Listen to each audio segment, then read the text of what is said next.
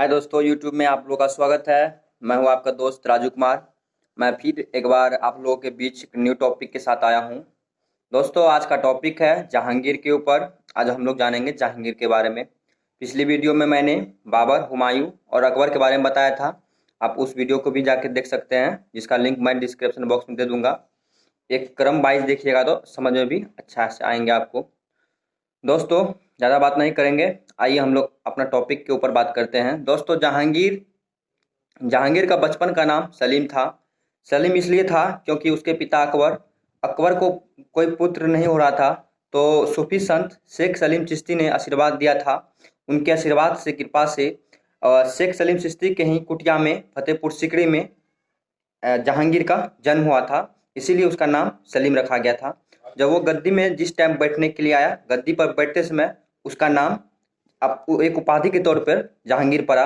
दोस्तों, जहांगीर का जो शासन काल रहा बहुत ही कम रहा है, मात्र 22 वर्ष की। 1605 ईस्वी से 1627 ईस्वी तक का रहा है। इनसे पहले इनके पिता थे, जो 1556 ईस्वी से लेके 1605 ईस्वी तक थे। इसका पिता का नाम अकबर था और जहांगीर की माता का नाम हरका भाई था। दोस्तों, जहांगीर के 5 पुत्र थे। सबसे बड़े पुत्र का नाम खुसरो था। दूसरे पुत्र का नाम जो था पहले सबसे बड़ा पुत्र दोस्तों खुसरो था।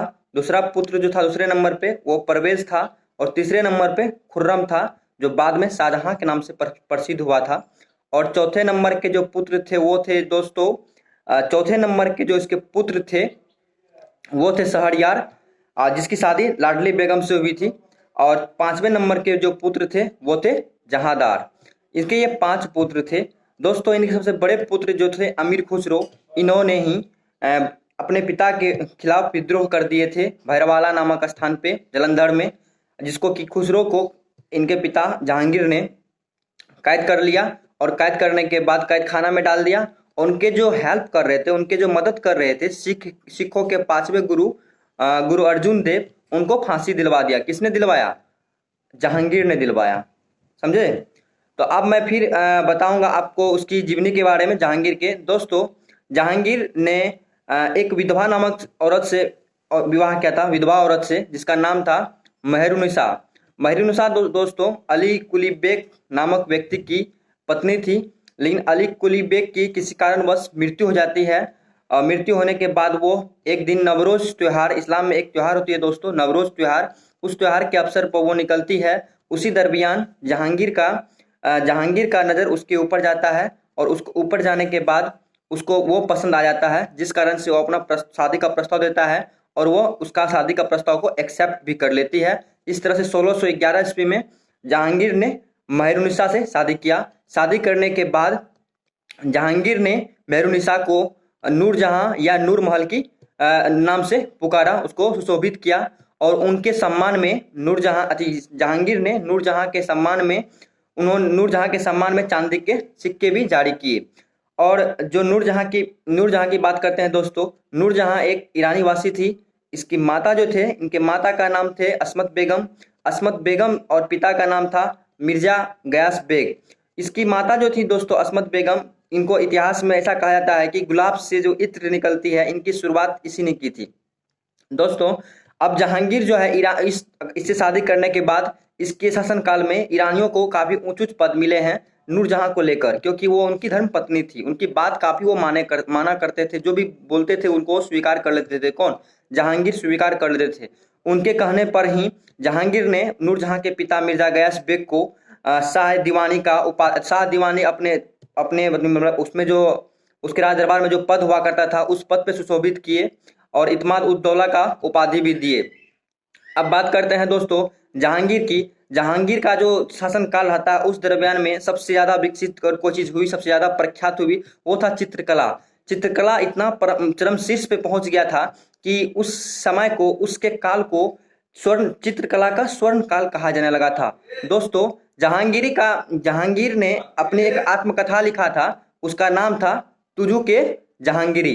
तुजू के जहांगीरी। उस आत्मकथा में जहांगीर ने बताया है कि अगर कोई व्यक्ति चित्र का निर्माण करता है वो चित्र चाहे मृत व्यक्ति के द्वारा या जीवित व्यक्ति के द्वारा क्या गया हो, उसमें अगर किसी ने भौं बनाया हो तो मैं बता सकता हूँ कि ये भौं किसने बनाई। किसी ने अगर आंख बनाया हो, किसी ने अगर नाक बनाया हो, तो मैं आसानी से व्याख्या कर सकता हूँ किसने क्या बनाई। सोचिए दोस्तों, वो चित्र में भौं आंख को देख करके व्याख्या कर सकता था किसने क्या बनाई। जहांगीर, इससे पता लगा सकते हैं कि जहांगीर के पास इस चित्रकला के मामले में कितनी ज्यादा तजुर्बा थी। अब दोस्तों बात करते हैं जहांगीर की। जहांगीर 1605 से 1627 ईस्वी तक ही कुल शासन कर पाए। जहांगीर के बाद इसका बेटा शाहजहां आता है। शाहजहां आता है जिसकी शासनकाल आगे रहती है। अब मैं नेक्स्ट वीडियो जो दोस्तों बनाऊंगा वो रहेगी शाहजहां के ऊपर। तो मैं आशा करता हूं दोस्तों ये वीडियो आप लोगों को अच्छी लगी होगी। और दोस्तों एक बात बता देता हूं आप लोगों को, जहांगीर न्याय के जंजीर के लिए भी जाना जाता है। न्याय के जंजीर के लिए जाना जाता है क्योंकि दोस्तों इन्होंने यमुना नदी के तट पे आगरा में एक पत्थर का जो खंभा हुआ करता था उससे एक जंजीरें लगी हुई करती थी। वो जंजीरें सोने की बनी हुई थी और उस जंजीरें उसी जहाँ जितना दूर था उतना दूर के ऊपर एक घंटा हुआ करता था, बड़ा घंटा, वो चांदी की बनी हुई थी। अगर किसी व्यक्ति को किसी तरह की न्याय चाहिए था तो वो आ करके उस घंटा को, उस बेल को बजा देता था। बजाने के बाद फिर दरबार में सभा लगती थी और उसको जो जिस पक्ष में फैसला होता था वो जहांगीर सुनाया करता था। दोस्तों मैं आशा करता हूँ ये वीडियो आप लोगों को अच्छी लगेगी। अगर अच्छी लगी होगी तो मेरे इस YouTube चैनल को सब्सक्राइब करें, लाइक करें, कमेंट करें और अपने दोस्तों में शेयर करें। बाय बाय दोस्तों, मैं अब नेक्स्ट वीडियो में मिलूंगा शाहजहां के ऊपर।